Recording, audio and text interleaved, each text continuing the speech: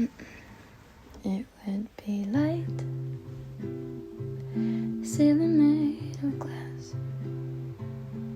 counter space, an ashtray for when grandma comes to visit me, space to think, green apples in a bowl. I could settle down, let it be something on my own.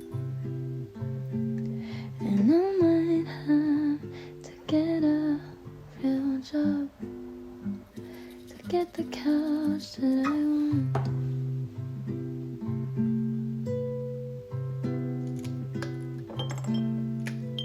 And I think I could be happy there. Read more, rise early on a Sunday morning, play my records, dance freely on the hardwood floors. I could settle down, have something of my own. And I might have to get a real job to get the couch that I want.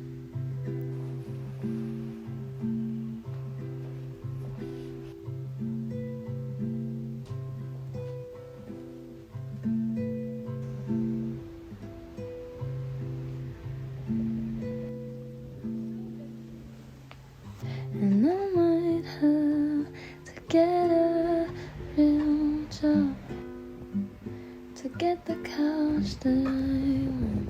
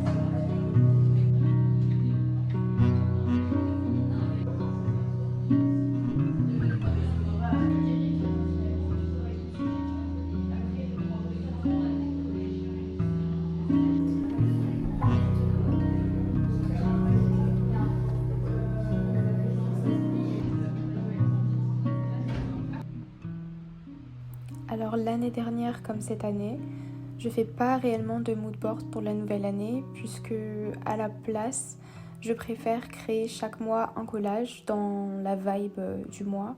Donc je trouve des images inspirantes sur Pinterest et je les assemble ensuite sur Canva et j'en fais mon fond d'écran du mois. Donc c'est comme une mini intention visuelle pour chaque mois plutôt qu'un seul mood board que j'utiliserai pour l'année entière. Donc là par exemple j'ai téléchargé des images de livres parce que j'ai envie de me concentrer un peu plus sur la lecture, de faire attention au type de livre que je lis. Ensuite j'ajoute des couleurs un peu plus vives parce que pour moi à partir de janvier on sort de l'hiver les journées deviennent plus longues et on se dirige vers le printemps. Donc petit à petit, j'ajoute des touches de couleur, contrairement à mon fond d'écran de décembre qui était bien plus sombre, bien plus hivernal.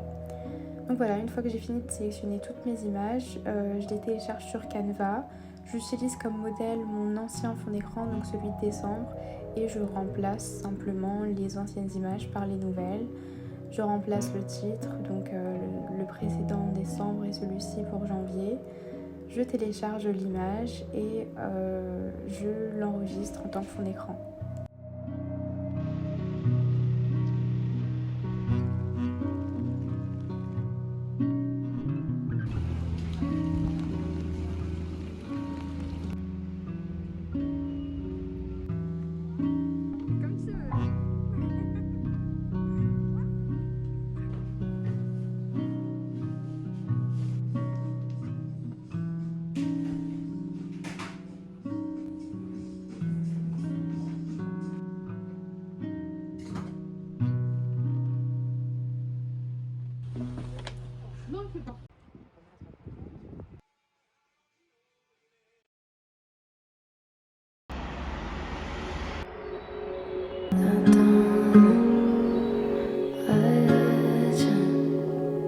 He doesn't care if I live on time. I should know. I've seen both sides, but you're such a great guy. Must be different this time. Takes one to know one, doesn't it? I've been around. Let me know if it's too much. Gets too close when it's time to hit the road. Call it out, wrap up the show when it's time to let you go. Alors, donc déjà je me suis mise plus ou moins à contre-jour pour filmer cette vidéo parce que il y avait beaucoup trop de soleil et que si j'arrive même pas à garder les yeux ouverts, ça sert pas à grand chose. Donc je vous ai dit dans une autre vidéo que j'avais lu Twisted Hate et que finalement je n'avais pas tant aimé que ça, donc je me suis dit que je pouvais vous faire une petite book review et vous dire plus précisément ce que j'ai pensé par rapport à ce livre. Donc pour ceux qui ne connaissent pas, c'est Twisted Hate de la série Twisted et celui-ci est le 3e tome. Donc si comme moi vous ne voulez pas vous faire spoiler les 2 premières histoires, lisez quand même les 2 autres parce que tout est lié, les personnages de ce livre sont aussi retrouvés dans les 3 autres livres. Donc très important si vous voulez lire les 4 livres. Ce qui n'est pas mon cas, j'ai commencé par celui-ci parce que premièrement c'est une amie qui me l'a conseillé, deuxièmement si vous êtes sur le BookTok vous l'avez forcément vu, il a été très hypé, sauf que je n'ai pas réellement aimé.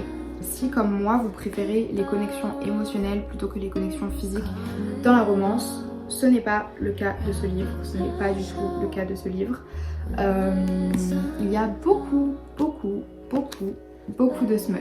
En général le smut ça me dérange pas si c'est bien fait, si c'est nécessaire et puis genre vraiment si j'ai pas envie de lire quoi, je tourne les pages et je passe à autre chose. Mais pour ce livre c'était difficile de le faire parce que les scènes occupaient une grosse partie de ce livre et surtout à des moments où j'avais pas envie, à des moments où je me disais ok là c'est le moment de discuter, c'est le moment de connecter sur le plan émotionnel. Ça n'était pas le cas. Ça n'était pas le cas. Donc très frustrant à certains moments, manque de communication, surtout pour un événement en particulier dont je vais pas parler parce que sinon je vais littéralement vous spoiler le livre.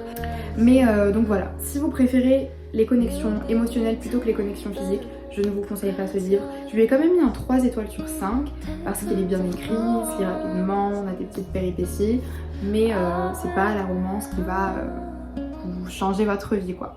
Donc bon livre, mais pas à mon goût, je dirais.